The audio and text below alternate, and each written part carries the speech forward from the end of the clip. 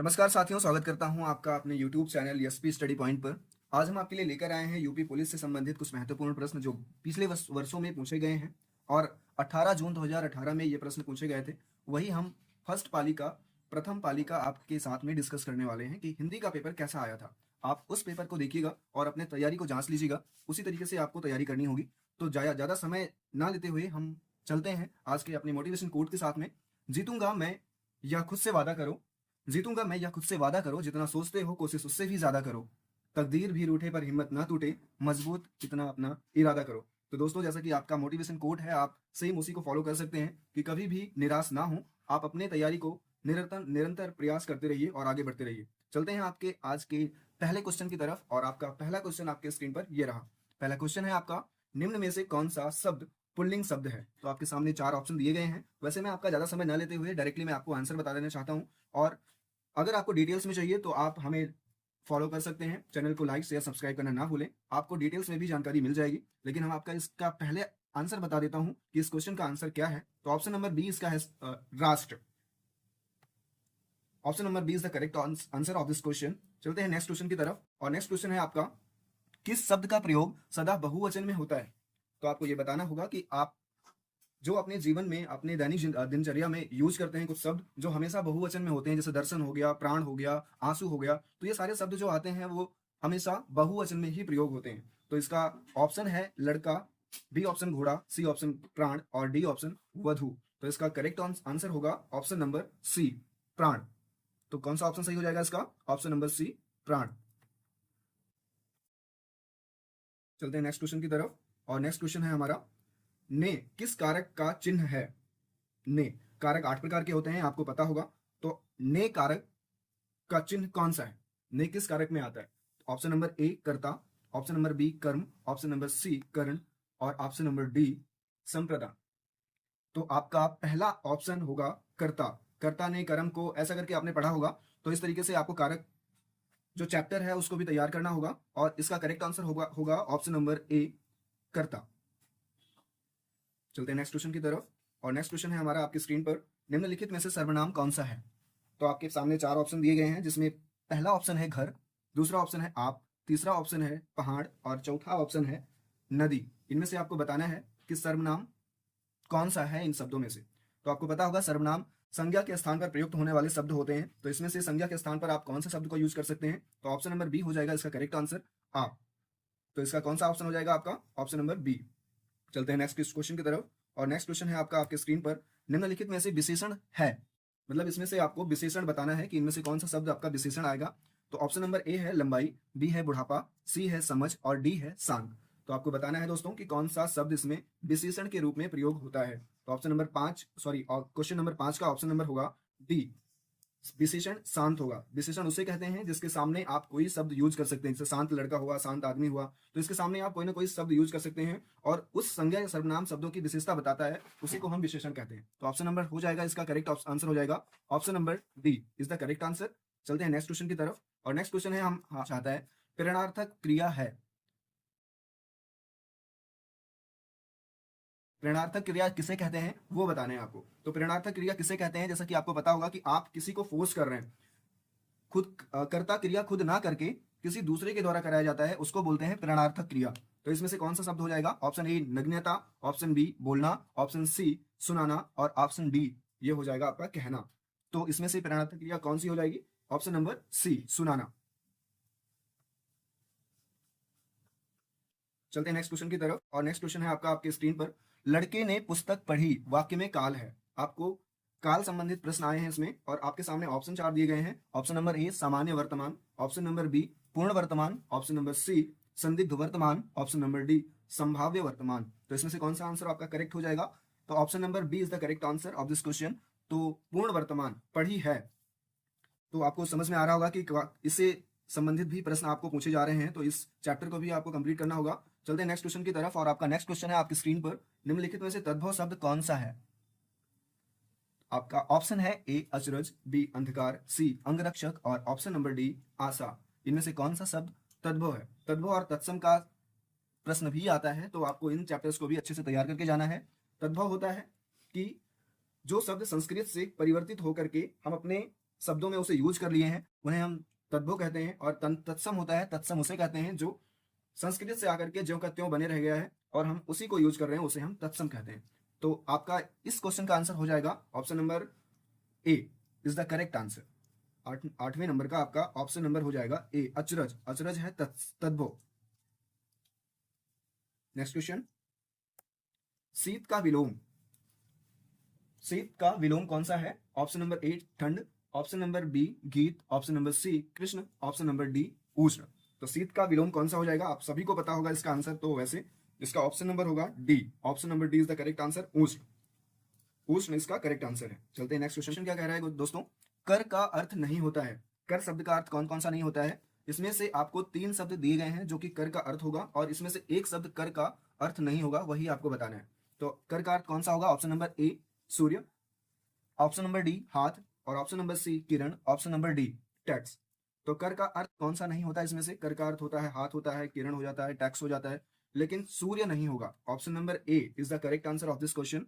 तो option number ए होगा सूर्य। सूर्य कर का अर्थ नहीं होता, लेकिन सूर्य का अनेक पर्यायवाची होते हैं, जैसे हो गया भानु, हो गया भास्कर, हो गया प्रभाकर, हो गया। तो ये सारे क्वेश्चन हो जाते हैं इसके पर्यायवाची सूर्य के। बाकी दोस्तों आपका जो करेक्ट आंसर हो जाएगा वो सूर्य हो जाएगा, क्योंकि ये कर का समानार्थी शब्द नहीं होता है। नेक्स्ट क्वेश्चन, जो कठिनाई से मिलता है उसको क्या बोलते हैं? उसके लिए एक शब्द बोला जाता है, और वही शब्द आपको बताना है कि उस शब्द को क्या बोलते हैं। जो कठिनाई से मिलता है उसके लिए एक शब्द है। ऑप्शन नंबर ए दुर्गम, बी दुर्लभ, ऑप्शन नंबर सी अगम, ऑप्शन नंबर डी सुलभ। तो इसमें से कौन सा आंसर करेक्ट हो जाएगा? आप लोग कमेंट बॉक्स में बताइएगा। हम आपको बता देते हैं इसके लिए कौन सा ऑप्शन सही होगा। 11 नंबर का बी ऑप्शन सही होगा। जो कठिनाई से मिलता हो उसको बोलते हैं हम दुर्लभ। नेक्स्ट क्वेश्चन, अनिल और अनल का सही अर्थ देने वाला शब्द कौन सा है? अनिल और अनल का सही अर्थ देने वाला शब्द कौन सा है? आपके सामने ऑप्शन दिए गए हैं स्क्रीन पर। ऑप्शन ए वायु और अग्नि, ऑप्शन बी अग्नि और वायु, ऑप्शन सी हवा और पानी, ऑप्शन डी आग और पानी। तो अनिल और अनल का सही अर्थ हो जाएगा, अनिल मतलब होता है वायु और अनल मतलब होता है अग्नि। अग्नि के और सारे पर्यायवाची हो जाते हैं, हुतासन हो गया और कई सारे हो जाते हैं। तो आप लोग पर्यायवाची से रिलेटेड भी प्रश्न आते हैं, तो पर्यायवाची, विलोम, ये सारे शब्द आप तैयार रखिएगा। तब तक के लिए आपका ये आंसर मैं बता देता हूँ, और अच्छे क्वेश्चन और डिटेल्स में जानना है तो आप हमें सब्सक्राइब कर सकते हैं, वीडियो को लाइक भी कर सकते हैं। चलते हैं नेक्स्ट क्वेश्चन की तरफ। नेक्स्ट क्वेश्चन है आपका क्वेश्चन नंबर 13। इसमें प्रश्न क्या पूछा गया है? पराजय में उपसर्ग है। इसमें से कौन सा शब्द ऐसा है, कौन सा उपसर्ग ऐसा दिया गया है इसमें जो पराजय शब्द में लगा हुआ है? तो आपको पता होगा कि आपका ऑप्शन पहले देख लेते हैं। ए पा, बी पर, और सी परा, और डी जय। इसमें से कौन सा शब्द हो जाएगा, कौन सा उपसर्ग हो जाएगा? ऑप्शन नंबर सी परा। परा प्लस जय मिलकर के पराजय बनते हैं। उपसर्ग उसे कहते हैं जो शब्द के पूर्व में लगते हैं, और प्रत्यय उसे कहते हैं जो शब्द के पश्चात में लगते हैं, उसे हम उपसर्ग और प्रत्यय कहते हैं। बाकी डिटेल्स में जानने के लिए आप हमें कमेंट बॉक्स में कमेंट कर सकते हैं, आपको और डिटेल्स में जानकारी प्रोवाइड हो जाएगी। तब तक के लिए इसका क्वेश्चन आंसर है, हम इसको जल्दी जल्दी कर लेते हैं ताकि ये वीडियो ज़्यादा लंबी ना जाए। ठीक है, तो इसका कौन सा ऑप्शन सही हो जाएगा? Option number C is the correct answer of this question. Next question आपके स्क्रीन पर ये रहा। लिखावट में प्रत्यय है। अभी मैंने बताया उपसर्ग लगता है शब्द से पहले और प्रत्यय लगता है शब्द के बाद। तो लिख धातु से बना हुआ है लिखावट। तो इसमें से कौन सा प्रत्यय हो जाएगा? ऑप्शन ए अट, बी वट, सी अवट, और डी आवट। तो लिखावट में कौन सा प्रत्यय हो जाएगा? Option number D is the correct answer of this question. Out प्रत्यय से बना हुआ है लिखावट। नेक्स्ट क्वेश्चन आपके स्क्रीन पर ये रहा। महोत्सव का संधि विच्छेद है। ऑप्शन नंबर ए महो धन उत्सव, ऑप्शन नंबर बी महाधन उत्सव, ऑप्शन नंबर सी महीधन उत्सव, ऑप्शन नंबर डी माधन उत्सव। तो इसमें से कौन सा करेक्ट आंसर हो जाएगा आपका दोस्तों? महोत्सव, महाधन उत्सव। इसमें कौन सी संधि हो जाएगी? आ और उ मिलकर के ओ बन जाता है, इसमें से गुण स्वर संधि हो जाएगी आपका। संधि विच्छेद से भी क्वेश्चन आते हैं, संधि से भी रिलेटेड क्वेश्चन आते हैं। स्वर संधि 5 प्रकार के होते हैं, और 3 प्रकार की संधियां होती हैं वैसे, स्वर संधि, विसर्ग संधि और व्यंजन संधि। तो इसमें से कौन सा संधि है? इसमें तो इस क्वेश्चन में और इस आंसर में गुण स्वर संधि हो जाएगी, और इसका करेक्ट आंसर हो जाएगा option number B is the correct answer of this question. तो बी पर टिक लगाते हुए हम आपका नेक्स्ट क्वेश्चन की तरफ आगाज करेंगे। और नेक्स्ट क्वेश्चन है आपका क्वेश्चन नंबर 16। मैंने घर जाना था वाक्य में अशुद्धि अंश है। यानी कि इस शब्द को देख करके आपको किस शब्द में ऐसी अशुद्धि लगती है कि उसको शुद्ध करने से इस शब्द की शुद्धि हो जाएगी। मैंने घर जाना है, इसमें से ऑप्शन नंबर ए मैंने, बी घर, सी जाना और डी था। इसमें आपका करेक्ट आंसर हो जाएगा ऑप्शन नंबर ए। यहाँ पर मैंने की जगह पर मुझे होना चाहिए था, तो आंसर नंबर ऑप्शन नंबर कौन सा सही हुआ इसमें? ऑप्शन नंबर ए। नेक्स्ट क्वेश्चन, क्वेश्चन नंबर 17, देशभक्ति में समास है। ऑप्शन ए द्वंद्व, ऑप्शन बी द्विगु, ऑप्शन सी तत्पुरुष और ऑप्शन डी अव्ययी भाव। तो आपको पता होगा कि देशभक्ति का जब हम समास विग्रह करेंगे तो देश के लिए भक्ति ये शब्द निकल के आएगा। तो के लिए इसमें हमारा जो कारक विभक्ति यूज हुई है वो हुआ है के लिए, यानी कि संप्रदान कारक। तो इसमें संप्रदान कारक कौन से समास में आता है? तो तत्पुरुष में आता है। तत्पुरुष समास किसमें दिया हुआ है? Option number C is the correct answer of this question. Next question है आपका ऑप्शन नंबर क्वेश्चन नंबर 18, गोली चलाई जाती है में कौन सा वाच्य है? गोली चलाई जाती है, इसमें कौन सा वाच्य दिया गया? कृतवाच्य ऑप्शन नंबर ए, क्रमवाच्य ऑप्शन नंबर बी, भाववाच्य ऑप्शन नंबर सी, नियावाच्य इस ऑप्शन नंबर डी। तो इसमें से कौन सा वाच्य है आपको ये बताना होगा। तो option number B is the correct answer होगा इस क्वेश्चन का, कर्मवाच्य। जिसमें कर्मवाच्य हम कैसे पहचानते हैं? गोली चलाई जाती है, इसमें से कर्ता नहीं है, इसमें प्रधानता दी गई है कर्म में। तो इसका करेक्ट आंसर हो जाएगा option number B. Next question, निम्नलिखित में से अव्यय है प्राचीन, मोटा, गरीब और, इसमें से क्या अव्यय कौन सा शब्द है ये बताना है आपको। अव्यय ऑप्शन नंबर ए प्राचीन, ऑप्शन नंबर बी मोटा, ऑप्शन नंबर सी गरीब, ऑप्शन नंबर डी और। दो वाक्यों को जो शब्द जोड़ता है उसे हम अव्यय बोलते हैं, और अव्यय इसमें से कौन सा हो सकता है? Option number D correct answer हो जाएगा इस क्वेश्चन का, option number D. Next question, Hindi में पूर्ण विराम का चिन्ह है। हिंदी में कौन सा चिन्ह पूर्ण विराम की तरह यूज होता है? जैसे इंग्लिश में फुल स्टॉप होता है, तो आप सभी को पता होगा, ये तो बहुत नॉर्मल सा क्वेश्चन है। Option number C is the correct answer. इस क्वेश्चन का जो आंसर हो जाएगा वो ऑप्शन नंबर सी हो जाएगा। और वैसे आपका ये पता होगा, ये विस्मयादि बोधक शब्द बोलते हैं इसको, ये तो अंग्रेजी का शब्द है, इसको फुल स्टॉप बोलते हैं, और ये प्रश्नवाचक। तो ऑप्शन नंबर सी इसका करेक्ट आंसर हो जाएगा। नेक्स्ट क्वेश्चन है आपका क्वेश्चन नंबर 21 है आपका, दूध का धुला होना मुहावरे का अर्थ है। ए निर्दोष होना, बी दोषी होना, सी पाप करना और डी चोरी करना। तो 21 नंबर का जो आंसर हो जाएगा आपका, इसमें से कौन सा हो जाएगा? तो दूध का धुला होना, इसका करेक्ट आंसर होगा आपका option number A is the correct answer. Next question, जिसकी लाठी उसकी भैंस लोकोक्ति का सही अर्थ कौन सा होगा? जिसकी लाठी उसका भैंस लोकोक्ति का सही अर्थ कौन सा होगा? ये क्वेश्चन आपको कमेंट बॉक्स में आंसर करना होगा। ये है आपका SW होमवर्क, और इसका आंसर जरूर दीजिएगा कमेंट बॉक्स में, हम आपके आंसर का इंतजार करेंगे।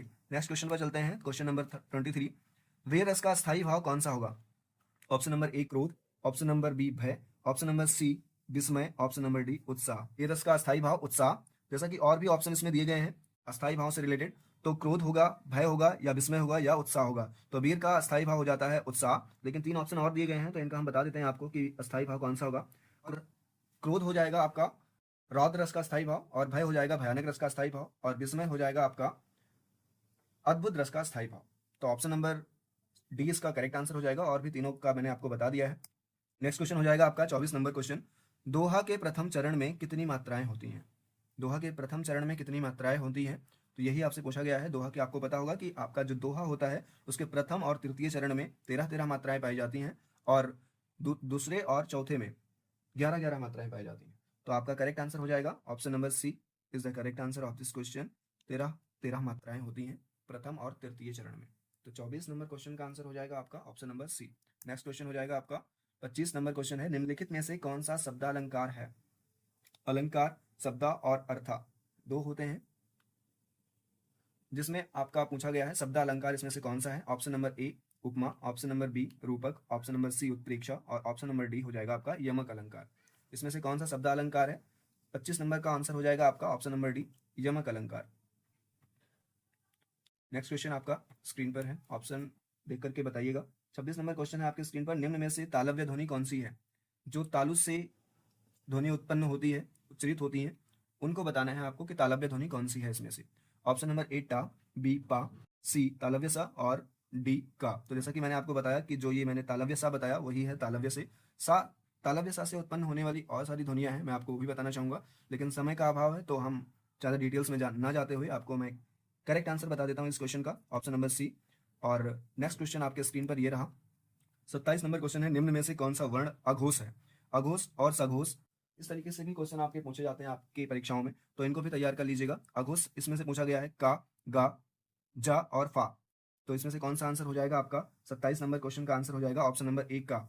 अघोष होता है पहला और दूसरा अघोष, और दूसरा तीसरा, सॉरी, पहला दूसरा अघोष होता है, और तीसरा चौथा और पांचवा ये होते हैं आपके सघोष। तो पहले पर आता है का, तो इसलिए आपको बताना चाहूंगा इसका करेक्ट आंसर हो जाएगा आपका ऑप्शन नंबर ए। नेक्स्ट क्वेश्चन, 28 नंबर क्वेश्चन है, निम्न में से कौन सा स्त्रीलिंग है? ऑप्शन ए उपहार, ऑप्शन बी ग्रंथ, ऑप्शन सी मस्तक, ऑप्शन डी रचना। इसमें से कौन सा शब्द स्त्रीलिंग और पुल्लिंग से काफी सारे क्वेश्चन आते हैं, आपको पहले भी मिल चुका है। तो इसमें से आपका कौन सा ऑप्शन हो जाएगा, आप हमें बता सकते हैं। और इसका करेक्ट आंसर है आपका ऑप्शन नंबर 28 का डी हो जाएगा सही, मस्तक। ऑप्शन नंबर डी, सॉरी ये टिक गलत लग गया है, ऑप्शन नंबर डी हो जाएगा इसका correct answer. Okay, next question है आपका, एक गद्यांश दिया गया है, इस गद्यांश को पढ़ करके आपको आंसर देना होगा। तो ध्यान से इस गद्यांश को पहले पढ़िएगा। निम्नलिखित गद्यांश को पढ़िए और पूछे गए प्रश्नों के उत्तर वाले विकल्प को चुनिए। गद्यांश है आपका, भारत ने स्वतंत्रता प्राप्त करने के बाद अनेक क्षेत्रों में महत्वपूर्ण उपलब्धियां प्राप्त की हैं। जब हम स्वतंत्र हुए तो उस समय हमारी स्थिति अच्छी नहीं थी, सरकारी प्रयासों के काफी सुधार हुआ, परंतु अभी भी एक ऐसा क्षेत्र है जिसमें हम अभी भी कुछ विशेष नहीं कर पाए। वह क्षेत्र है खेलों का। इससे बड़ी विडंबना और क्या हो सकती है कि वर्षों से हम ओलंपिक में कोई भी स्वर्ण पदक नहीं जीत पाए हैं। दुनिया के छोटे छोटे अविकसित निर्धन राष्ट्रों के प्रतिभागी भी खेल कूद के क्षेत्र में हमसे आगे निकल गए हैं। कभी हॉकी का विशेष चैंपियन रहने वाला भारत आज इस खेल में अपनी प्रतिष्ठा खो चुका है। एक ओर सरकार की उदासीन दोषपूर्ण सरकारी नीतियां हैं, तो दूसरी ओर विभिन्न खेलों संघों की गुटबाजी, खिलाड़ियों के प्रति सुविधाओं एवं प्रशिक्षण का सर्वथा अभाव, प्रतियोगिताओं में भाग लेकर खाली हाथ लौटने पर सभी एक दूसरे को दोषी बनाते हैं। कारण चाहे जो भी हो, इतना तय है कि खेल कूद को राष्ट्रीय सम्मान का पर्याय नहीं माना जाता। अभाव प्रतियोगी परीक्षाओं का नहीं, अभाव है तो लगन का, प्रोत्साहन का, संकल्प का और मुंह तोड़ जवाब देने वाले जीवन का। तो इससे रिलेटेड जो भी क्वेश्चन बने हुए हैं आपके नेक्स्ट स्क्रीन पर आने वाला है, इसको पढ़िए और आंसर दीजिए। खेलों में निर्धन राष्ट्र भी हमसे आगे निकल गए हैं क्योंकि वहां है। इसमें से कौन सा आंसर हो जाएगा? ऑप्शन ए आपसी गुटबंदी, ऑप्शन बी खिलाड़ियों की उपेक्षा, ऑप्शन सी दोषपूर्ण नीतियां, ऑप्शन डी खेलों का राष्ट्रीय सम्मान। तो इसका कौन सा आंसर हो जाएगा? ऑप्शन नंबर डी, खेलों का राष्ट्रीय सम्मान। नेक्स्ट 30 नंबर क्वेश्चन है, गद्यांश का उपयुक्त शीर्षक हो सकता है। गद्यांश का क्या उपयुक्त शीर्षक था? ऑप्शन ए स्वतंत्रता प्राप्ति, ऑप्शन नंबर बी खेलों का गिरता स्तर, ऑप्शन सी ओलंपिक पदक, ऑप्शन डी राष्ट्रीय प्रतियोगिताएं। तो इसमें से कौन सा आंसर हो जाएगा? आपको बताया गया था गद्यांश में खेलों का गिरता स्तर, खेलों के प्रति ही ये गद्यांश था ना, तो रिलेटेड हो जाएगा इसी से आंसर आपका बी नंबर। नेक्स्ट क्वेश्चन है आपका 31 नंबर प्रश्न, खेलों के गिरते स्तर का कारण नहीं है। तो आपको गद्यांश पढ़ के पता चल रहा होगा। वैसे ऑप्शन इसका दिया हुआ है, ऑप्शन नंबर ए दोषपूर्ण नीतियां, ऑप्शन नंबर बी संघों की गुटबाजी, ऑप्शन नंबर सी सुविधाओं का अभाव, ऑप्शन नंबर डी खेलों के लिए राष्ट्रीय सम्मान। तो 31 नंबर क्वेश्चन का आपका आंसर हो जाएगा ऑप्शन नंबर डी, खेलों के लिए राष्ट्रीय सम्मान। ठीक है दोस्तों, नेक्स्ट क्वेश्चन के लिए हम चलते हैं। इसका करेक्ट आंसर हो जाएगा ऑप्शन नंबर डी। और आपका नेक्स्ट क्वेश्चन होगा आपकी स्क्रीन पर, क्वेश्चन नंबर 32, खेलों पर नकारात्मक प्रभाव पड़ता है। ऑप्शन ए खिलाड़ियों की सुविधा देने से, ऑप्शन नंबर बी अभ्यास करने से, ऑप्शन नंबर सी आपसी गुटबंदी होने से, ऑप्शन नंबर डी खिलाड़ियों को सम्मान देने से।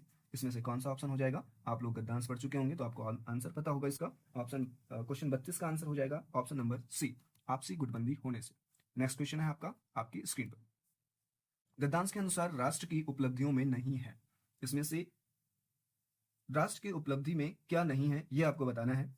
ए शिक्षा, बी स्वास्थ्य, सी खेल, डी कृषि। तो राष्ट्र की उपलब्धियों में नहीं है ऑप्शन सी खेल, क्योंकि गद्यांश को पढ़ते हुए आपको ये ऐसा लगा होगा कि जो बाकी ऑप्शन में दिए गए हैं शिक्षा, स्वास्थ्य और कृषि, इन तीनों चीज की जिक्र नहीं की गई है, केवल और केवल खेल का प्रोत्साहन और खेल के गिरते स्तर को ही बताया गया है। तो ऑप्शन हो जाएगा इसका correct C number. Next question है आपके स्क्रीन पर 34 नंबर क्वेश्चन, कामायनी के रचनाकार कौन है? Option A Jaishankar Prasad, option B Sumitra Nandan Pant, option number C Suryakant Tripathi Nirala, option number Mahadevi Verma. Correct answer हो जाएगा आपका option number A. Mahadevi Verma का भी एक संकलन है जिसे हम यामा बोलते हैं। यामा किसकी रचना है? महादेवी वर्मा की। नेक्स्ट क्वेश्चन है आपका, गोदान किसका उपन्यास है? यशपाल, प्रेमचंद, भीष्म साहनी और अमरकांत। इनमें से गोदान किसका उपन्यास है? तो आपका करेक्ट आंसर हो जाएगा ऑप्शन नंबर बी।